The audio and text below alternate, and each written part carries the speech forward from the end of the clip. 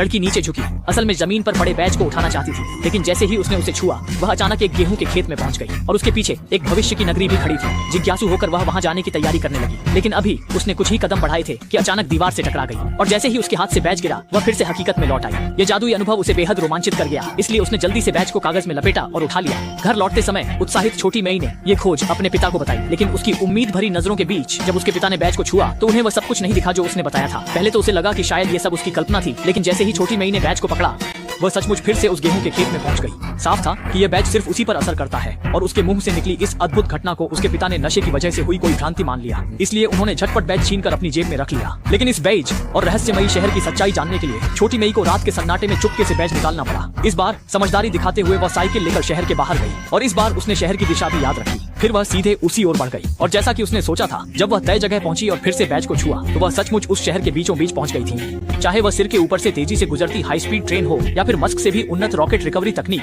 हर चीज यहाँ की तकनीकी सभ्यता को धरती से सैकड़ों साल आगे साबित कर रही थी। और इसी समय पास में मिशन के लिए तैयार हो रहे अंतरिक्ष यात्री भी छोटे मेई को उत्साह पूर्वक साथ चलने के लिए आमंत्रित कर रहे थे। वह आगे बढ़कर नियमों और इस शहर की जानकारी पूछना ही चाहती थी कि तभी बैज के पीछे एक उलटी गिनती दिखने लगी और छोटे मेई को आगे बढ़ना भी पहले से कहीं ज्यादा मुश्किल लगने लगा। वह अभी ट्रेन पर चढ़ भी नहीं पाई थी कि अचानक फिर से असलियत में लौट आई। स्पष्ट था कि बैज की बैटरी खत्म हो चुकी थी और अब वह उसे उस शहर की खोज जारी रखने में मदद नहीं कर सकता था, इसलिए उसने तुरंत इंटरनेट पर बैज से जुड़ी जानकारी खोजनी शुरू कर दी। और हैरानी की बात यह थी कि उसे सच में एक ऐसी दुकान मिल गई जो बैज को वापस खरीदती थी। अगले दिन वह जल्दी ही वहां पहुंच गया ताकि इस जादुई बैज के बारे में कुछ जान सके, लेकिन जैसे ही उसने बैज काउंटर पर रखा दुकानदार ने अलार्म का बटन दबा दिया और तुरंत ही लेजर हथियार उठाकर छोटे मुंह की ओर तान दिया।